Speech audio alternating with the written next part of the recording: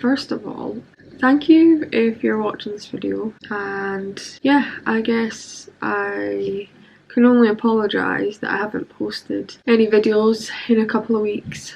It's been quite a dramatic month, really. So a couple of days after the post, I ended up getting a chest infection, and I was quite ill with that.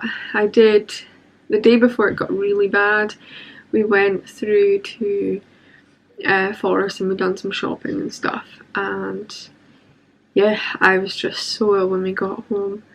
I went to doctors and they put me on amoxicillin for a week. After like a couple of days I started to feel a little bit better, and yeah, I carried on taking antibiotics but really didn't do anything. I was just too unwell. And then 3 days after I finished that initial week of antibiotics, the symptoms started coming back. I was coughing up yucky phlegm, and yeah, my chest was just so sore. I had a temperature, so we went back to the doctors and I was put on a stronger antibiotic. Yeah, it was rough. The antibiotic that they put me on, I can't remember the name. We're just back from the doctors because yesterday I was just feeling really rubbish, and then today woke up and all my chest is really sore, my ribs feel bruised, I've been coughing, and went to see the doctor, and yep, straight back on antibiotics, but it's a stronger antibiotic this time. I also have to do a sputum sample.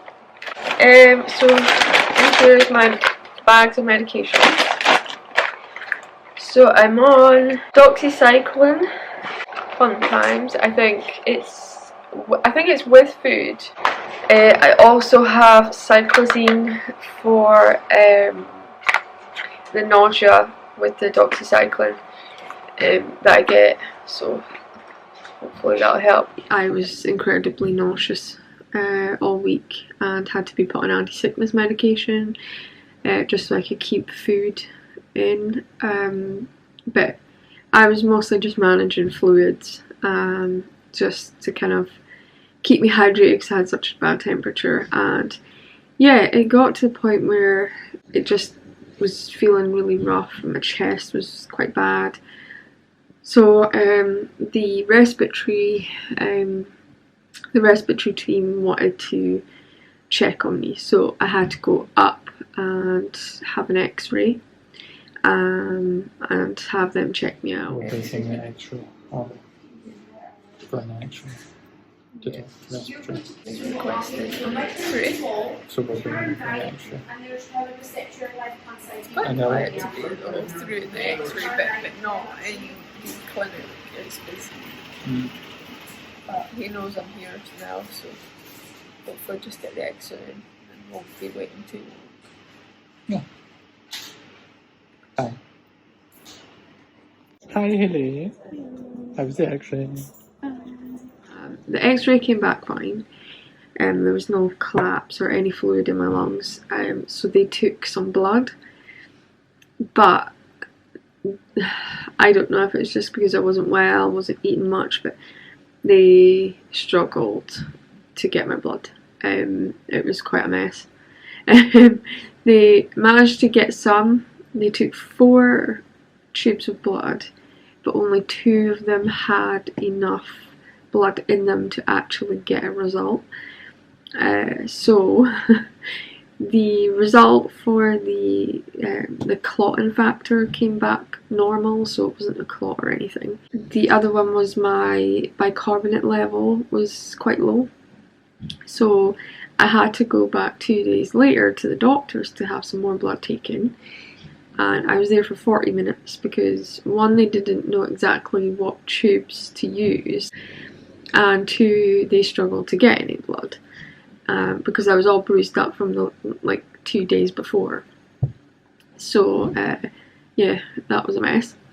But they got some blood and that got sent away, and then the next day I got a phone call from the respiratory ward to say that everything looks okay, but we still need to check your sirolimus levels, just because this bicarbonate thing is a bit low. So the next day I had to go through to a different doctor's office, which is about 20 minutes away, to get some blood. And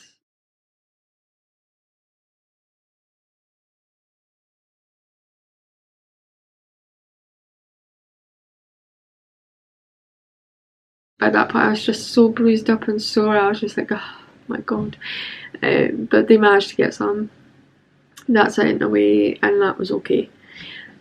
It came back though that I had a viral infection, so the antibiotics weren't really helping that much because it's viral.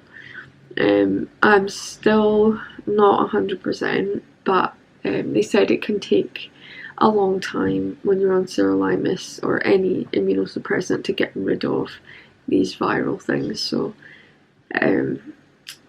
it's just been a bit rubbish. And with all the coughing, all my ribs are sore.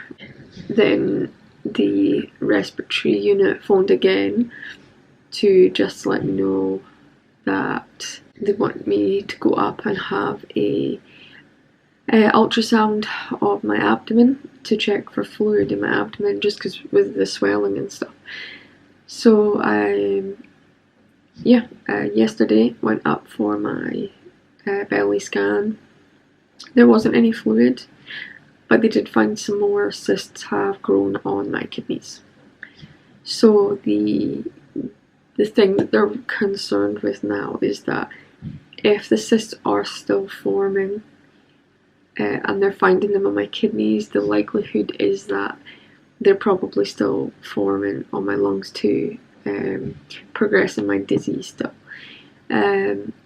So we're not sure how well the sirolimus is even working. But on the other hand, a couple of days ago I got a phone call from Newcastle to say that they have a date for my transplant assessment. So the 14th of August is when I go down for my lung transplant assessment. So it's pretty soon. So yeah, I'm kind of nervous, but at the same time it's been a long time waiting for this to happen. So I've been getting my bits and bobs ready. I've got my bag, I've got pretty much everything I need, so I just need to pack my bag.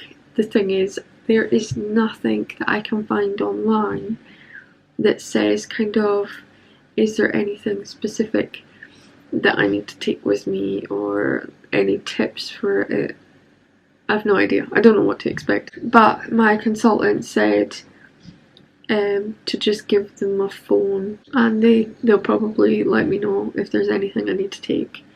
That's what they're there for, to help. So I'll maybe give them a phone at some point and just say, is there like an information booklet or anything that I can get, or is there someone that can tell me what kind of I need to take? But I've kind of got a rough idea. I think the assessment's 4 or 5 days, but it's a long drive for us, so I think the plan is to go down during the night before. I've also bought a notepad and pen so that when we're meeting all these different people and there's information to take in, I'd rather write it all down and have it so that I don't forget anything, because I mean it's kind of important. But yeah, it's very soon, and yeah, I'll try and document as much of it as I can. I don't really know what to expect, so it'll be all new, but we'll wait and see what happens when we get there, and we're all just keeping our fingers crossed that it's going to be good news coming out of this. My consultant actually also has got in touch with my local GP, and they're putting me on to Ensure drinks, which are like a calorie drink, just so we can kind of get a little bit of weight on before this assessment. Problem is, I'm so bloated still and it's uncomfortable, but we're thinking it's maybe like things like stress, things I'm eating, bouts of bad illness and things can all cause it. So it's something I need to figure out with a dietitian, which is getting in touch very soon. But the plan is just to get these enteral drinks in and get some weight on, and so that my body is in a little bit better shape for the assessment, and I've got that little bit of extra weight, so they don't need to worry too much about the underweight side of things. But yeah, that's kind of that's just the kind of medical stuff that's been going on. There's we're back into our old bedroom because our other room has flooded, the same as what this room did. We did have contractors out the other week, and they were like filling in stuff on the outside walls. They came in and they flushed a part of like the bathroom wall and had to like refill all that. And yeah, they didn't check any of the damp, where it was damp and flooded the last time. They didn't really bother. They just like filled the outside of the house. So we kind of thought that would be the end of the problem, because these guys were here for a week checking all around the building and stuff. But yeah, we had like a ton of heavy rain, and I was just in my cupboard getting out my clothes one morning, and I could smell like that damp kind of smell that I smell in here. And I said to Michael, we're going to need to check in this corner. And he like lifted a bit of the carpet, and it was soaking wet. Like all the underlay underneath the carpet was drenched. So we pulled it back further, and all along that wall was just wet. But you could tell it had like dried, but it had been wet in some parts. So I had to phone up and get that sorted. So there's somebody coming out on Friday and hopefully sort it. But Michael thankfully cut away the underlay quickly, so we should be able to save the carpet. But there hasn't been any more damp come in this room, so we're in here for now. It's just annoying because we had to spend all day moving everything out and back into here. It's just frustrating, but what can you do? So that's kind of been the what's going on, and why I haven't been posting is just because for a few weeks I was feeling absolutely rotten. We weren't doing anything other than me just lying on the sofa or lying in bed watching movies, mostly Harry Potter. And yeah, doctor's visits and such. I think there might be like some little clips of us at the hospital, but I never done anything with them just because I was just feeling too rubbish. But I do apologise a lot, and hopefully I will stay well enough for the next few weeks, and we can get on, and we're supposed to get some sort of like heat wave soon, so there's that. Yeah, we shall see how it goes for the next couple of weeks. And yeah, thank you if you're coming back and watching this, or if you're new here.